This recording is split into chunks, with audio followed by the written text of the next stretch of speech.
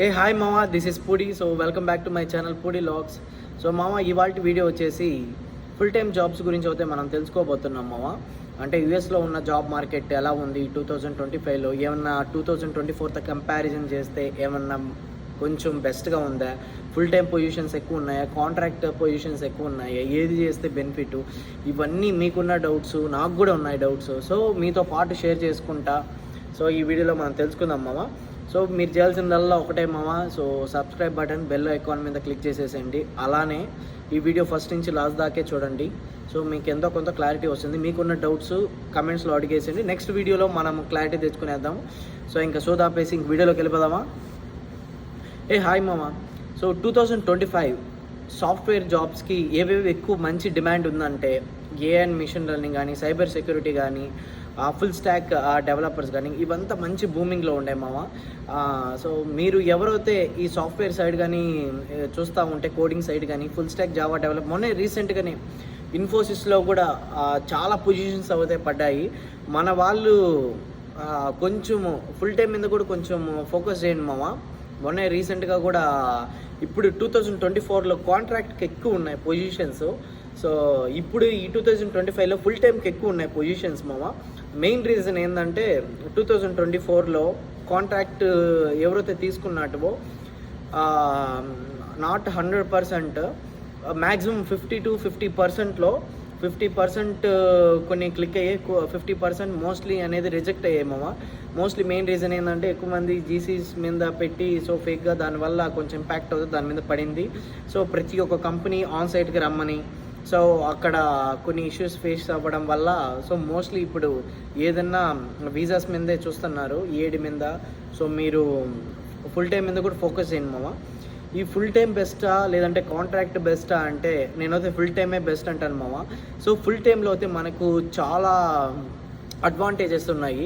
మనకి శాలరీ వైజ్గా చూస్తే కొంచెం హవర్లీ వైజ్గా కొంచెం తక్కువ ఉన్నా, బట్ బెనిఫిట్స్ చాలా ఉంటాయి అన్నమాట. సో లైక్ స్పాన్సర్షిప్ వైజ్ కానీ, మనకి సెక్యూరిటీ, జాబ్ సెక్యూరిటీ కూడా ఎక్కువ ఉండే ఛాన్సెస్ కూడా ఎక్కువ ఉంటాయి. కాంట్రాక్ట్లో అనేది ఏమవుతాయంటే మనకు ఇక్కడ హెల్త్ ఇన్సూరెన్స్కి సంబంధించిన బెనిఫిట్స్ కూడా అంతగా ఉండవు. ఒకవేళ ఇన్ కేస్ వాడు ఇచ్చా కానీ సరే, మన శాలరీలో నుంచే కట్ అవ్వడం కానీ, సో ఈ టైప్ ఆఫ్ ఉంటాయి అన్నమాట. సో మీకు చాలామందికి ఒక కన్ఫ్యూజింగ్ ఉంటుంది అనమాట, ఒక కన్ఫ్యూజన్ ఉంటుంది. సో C2C అంటే ఏంది కొంతమందికి అనమాట, అందరికని చెప్పను కానీ. సో ఫుల్ టైంకి అసలు దానికి దీనికి ఏంటి డిఫరెన్స్ అనేది.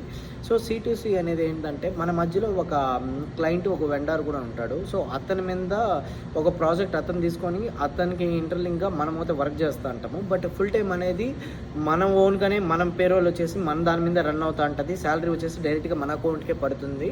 సో ఇది మా ఇది దీంట్లో ఉన్న ఫుల్ టైంలో ఉన్న బెనిఫిట్స్ ఏంటంటే మనకి హెల్త్ ఇన్సూరెన్స్ కానీ, ఒకవేళ ఏమన్నా అర్జెన్సీ కానీ, లీవ్స్ ఏదైనా కావాలన్నా కానీ మనకి ఫుల్ టైంలో కొంచెం ఫ్లెక్సిబుల్గా ఉంటుంది ఒకవేళ కంపేర్ టు కాంట్రాక్ట్తో పోలిస్తే. బట్ కాంట్రాక్ట్ అనేది జస్ట్ ఒక 12 months, ఒక మినిమం కొన్ని 6 months నుంచి కూడా ఉంటాయన్నమాట.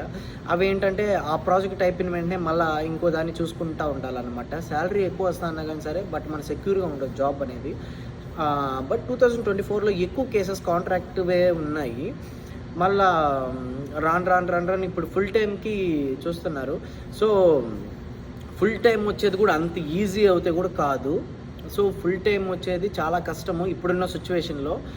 ఇప్పుడు 2025లో చెప్పినట్టు నేను ఇన్ఫోసిస్ కానీ, TCS కానీ, చాలా ఈ కాగ్నిజెంట్ కానీ, క్యాప్జెమిని కానీ, ఇలా చాలా అవుతే పొజిషన్స్ అయితే వదిలేరు.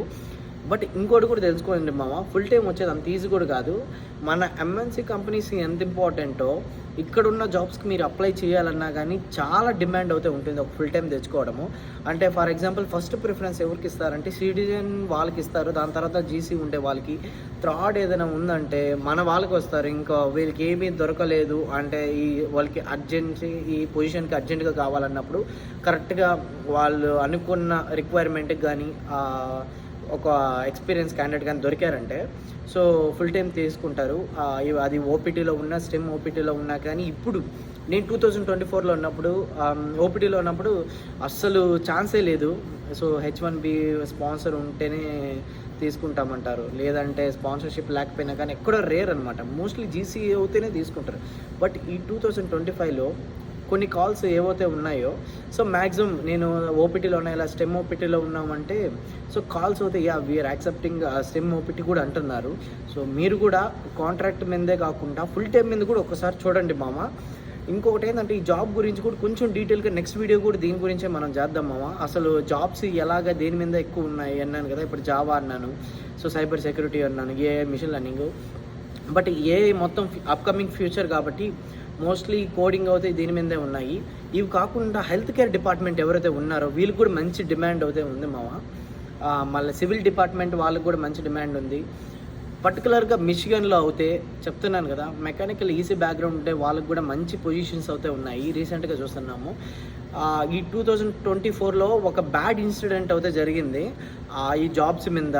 అంటే ఇక్కడ ఏంటంటే ముందు 2024లో చెప్పుకున్నట్టు మనకి ఎకానమీ మొత్తం ఇక్కడ డౌన్ అయింది కాబట్టి 2024లో అంటే ఇయర్ కాదు ముందు ఇయర్లో ఎవరైతే ఈ సాఫ్ట్వేర్ గురించి జాబ్స్ ఎవరైతే చూస్తున్నారో పర్టికులర్గా వాళ్ళకి ఏంటంటే స్పాన్సర్షిప్ అనేది ఇలేదు మామ. బట్ అయినా కానీ సరే మన వాళ్ళు వితౌట్ స్పాన్సర్షిప్ లేకుండా కూడా జాబ్లోకి దూరేసి పే రేట్ ఎంత ఉన్నిందంటే మినిమం పే రేట్ 35 ఉన్నింది మామ.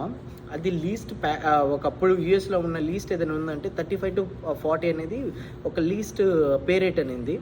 బట్ అన్నిటికంటే ద వరస్ట్ కేస్ సినారియో కూడా ఎప్పుడైతే 2024లోనే మామ. అది కూడా ఒక పే అనేది ఒక సాఫ్ట్వేర్ దీంట్లోకి ఈసీ ఉన్న నా ఫ్రెండ్ కొంతమంది వాళ్ళు అయితే $70 నుంచి $20 దాకా కూడా పే అనేది వాళ్ళకి ఇస్తున్నారు. మరి చాలా దారుణం చెప్పాలంటే.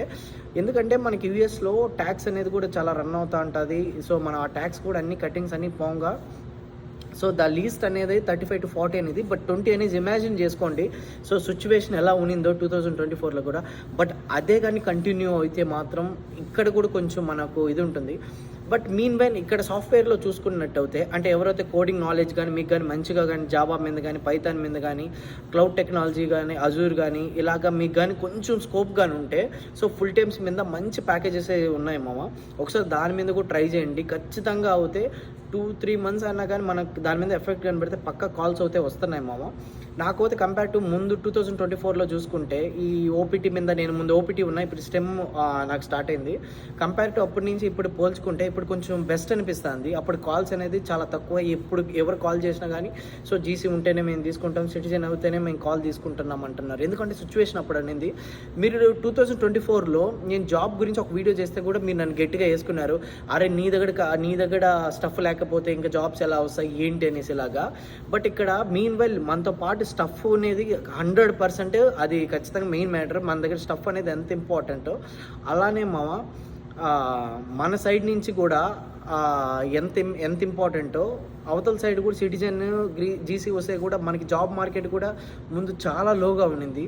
సో అది కూడా మెయిన్ ఇంపార్టెంట్ మన దగ్గర ఎంత స్టఫ్ ఉన్నా కానీ. ఎందుకంటే నా ఒక్కడే కాదు ఎన్నో లక్షల మంది జాబ్ కోసం ఎదురు చూస్తూ ఉండి రాని వాళ్ళు ఎంతోమంది ఉన్నారు. సో ఇప్పుడు నాకంటే రాకపోవడం అయితే పక్కన పెట్టేస్తే కొన్ని లక్షల మందికి అయితే రాలేదు. బట్ ఇలా కనీసం వాళ్ళ కోసం వీళ్ళ కోసం మనం ఎప్పుడు కాదు కానీ మన 100% మనం బెస్ట్ ఇస్తే ఖచ్చితంగా ఎంతో కొంత కనీసం ఎక్స్పీరియన్స్ అన్న అవుతాం. అసలు జాబ్ మార్కెట్లో ఏం జరుగుతుంది దాని గురించి అన్న తెలుసుకుంటూ ఉంటే అన్న నెక్స్ట్ మన అప్కమింగ్ అన్న మన రెజ్యూమ్ బిల్డ్ చేసుకోవడం కానీ జాబ్స్ మీద ఫోకస్ చేయడం కానీ ఇవన్నీ మనకి ఎంతో కొంత అన్న బెనిఫిట్ అయితే జరుగుతుంది. బట్ మీన్ వైల్ అప్పుడుతో కంటే ఇప్పుడు కొంచెం చూసుకున్నా కానీ సరే కొంచెం ఫుల్ టైం మీద అయితే చాలా హోప్స్ అయితే ఉన్నాయనిపిస్తుంది నాకైతే. ఎందుకంటే ఇప్పుడు కాల్స్ అయితే వస్తున్నాయి, స్టెమ్ ఓపీటీ మీద కూడా వీళ్ళు అయితే తీసుకుంటున్నారు. ఇంకొకటి మన వాళ్ళు ఏం చేస్తున్నారంటే ఫుల్ టైం పెట్టినా కానీ సరే సో మీరు ఒకసారి యూఎస్ ఎక్స్పీరియన్స్ అడుగుతున్నారు. మనకి యూఎస్లో ఒక ఫుల్ టైం కానీ రావాలి అంటే గుర్తుపెట్టుకోండి, అసలు క్లయింట్ ఏమేమి ఎక్స్పెక్ట్ చేస్తాడంటే ఇండియాలో ఉన్న ఎక్స్పీరియన్స్ సరిపోదు అంటాడు అనమాట. సో యూఎస్లో ఉన్న ఎక్స్పీరియన్స్ అడుగుతాడు అనమాట. యూఎస్లో ఉన్న ఎక్స్పీరియన్స్ కూడా ఎలాగంటే అడుగుతాడంటే 3 to 4 years అయితే ఎక్స్పీరియన్స్ అయితే మనకు అడుగుతారనమాట. ఈ 3 to 4 years ఎక్స్పీరియన్స్ అనేది మనకు సరిపోదు అనమాట. అంటే క్లయింట్కి అనుకున్నట్టు ఈ 3-4 years అయినా కానీ మనకి సరిపోయిన సిచ్యువేషన్స్లో కూడా మనం డైరెక్ట్గా రెజ్యూమ్ని ఓవర్ బిల్డ్ చేసుకుంటారు కొంతమంది వితౌట్ ఎక్స్పీరియన్స్ లేకుండా అనమాట. దీనివల్ల ఏం ఇంపాక్ట్ జరుగుతుందంటే పర్టికులర్గా మనకి ఒక్కొక్కసారి కొన్ని కంపెనీస్ ఎలా ఉంటాయంటే పెద్ద కంపెనీస్ ఎలా ఉంటాయంటే బ్యాక్గ్రౌండ్ వెరిఫికేషన్స్కి చెక్ చేసుకున్నప్పుడు సో కొంతమంది కరెక్ట్గా పెట్టుకోరనమాట. సో పెట్టుకున్నప్పుడు ఏంటంటే వాళ్ళు ఫైండ్ అవుట్ చేసుకున్నప్పుడు మళ్ళీ మీరు పడిన అసలు ఇంటర్వ్యూ క్లిక్ కావడమే ఇప్పుడు పెద్ద టాస్క్ అయిపోయింది. అలాంటిది మీరు ఫస్ట్ రౌండ్ సెకండ్ రౌండ్ కూడా కంప్లీట్ చేసి బ్యాక్గ్రౌండ్ దగ్గర మీరు కానీ దొరికారనుకోండి, సో మీరు పడిన హార్డ్ వర్క్ మొత్తం వృధా అవుతే అయిపోతుంది. ఫుల్ టైంకి అప్లై చేసినప్పుడు అదొకటి మాత్రం మీరు బ్యాక్గ్రౌండ్ వెరిఫికేషన్ అప్పుడు కొంచెం జాగ్రత్తగా చూసుకోండి, అదొకటి. సో అదొకటే మామ. ఇంకోటి కాంట్రాక్ట్ మీద చెప్పాను కదా, కాంట్రాక్ట్ మీద కొంచెం తగ్గించేసి ఫుల్ టైం మీద ఫోకస్గా చూడండి ఇప్పుడున్న ఇది. సో నెక్స్ట్ వీడియోలో మనము జాబ్స్కి అనేది ఎలా అప్లై చేస్తాం. సో నేను మున్సారి చెప్పినట్టు సో డైస్ కానీ ఇండీడ్ కానీ లింక్డ్ఇన్ మాన్స్టర్ ఇలా రకరకాలుగా ఉంటాయి. ఇంకోటి చాలామంది ఈజీ అనే అప్లై అనేది ఈజీగా కూడా కొడతాము, దానివల్ల కూడా యూజ్ ఉండదు. అలానే నెక్స్ట్ వీడియోలో మనకి ఫేక్ కాల్స్ వస్తున్నాయి జాబ్స్ గురించి, అవుట్ గురించి కూడా క్లారిటీ ఒక్కొక్క స్టెప్ బై కొంచెం తెలుసుకుందా ఉందాం మామ. ఇది ఇంకా ఇవాల్టి వీడియో.